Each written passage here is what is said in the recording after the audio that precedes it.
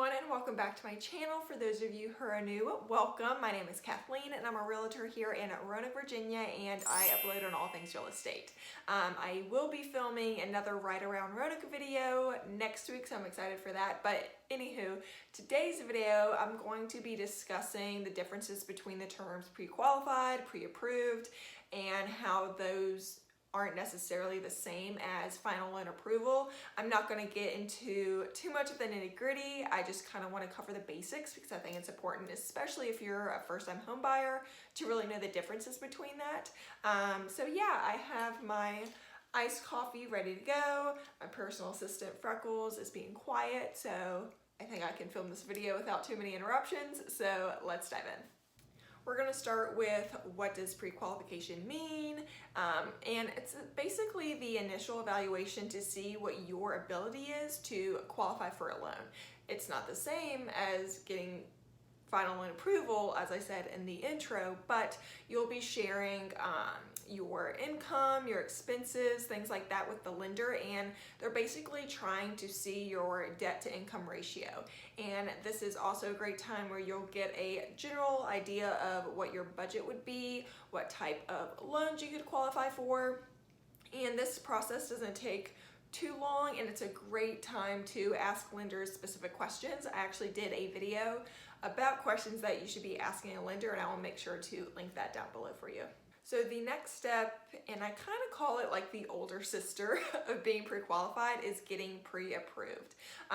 It's taking you a step further. So you're going to basically provide the lender with documentation and more proof of what you shared when you were getting pre-qualified. And basically the lender is going to be verifying your creditworthiness. And this is a great step because it helps make your finances and budget more clear and more realistic of what you can actually afford. And in a market like today, going that extra step and not only getting qualified but being pre-approved when putting in an offer on a home can make a really big difference if your offer is going to be accepted or not.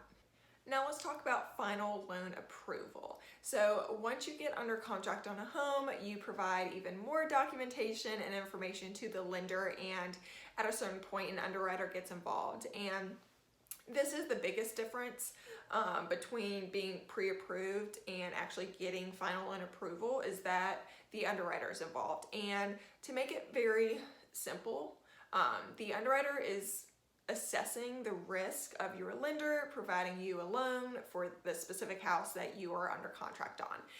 So you're waiting on that final okay from the underwriter to move forward with closing on the home. And once you get that clear to close and final loan approval, which is a very exciting time, you're then provided a piece of documentation called closing disclosures that you're able to triple, quadruple check, the purchase of the home, any seller's credits, your down payment, things like that. So, and also just a little tidbit or piece of advice. I know a lot of people probably already know this, but some of you may not. But when you are looking to buy a home and you're going through the home buying process, especially if you're already under contract, try to be really strict about purchases. And I'm not talking about, groceries or anything like that. I'm more so talking about bigger purchases. And, for example, and this is an extreme example, but don't go out and buy a brand new car when you are waiting for final loan approval. It can really sidetrack the process, and the purchase of the home can fall apart altogether, which no one wants, right?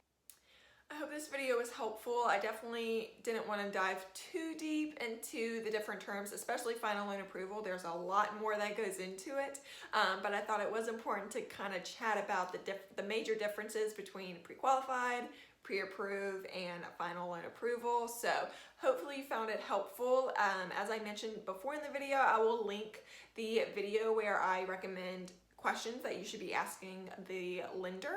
And as always, thank you for watching. Hit that subscribe button. I am so close. I think I'm at 75 subscribers right now. I'm so close to my goal of 100, so I'd really appreciate it if you hit that subscribe button right down there. Don't forget to follow me on Facebook and Instagram. I have a lot of fun on those social channels as well. And I hope you have a great rest of your day, and I'll see you guys in the next one. Bye.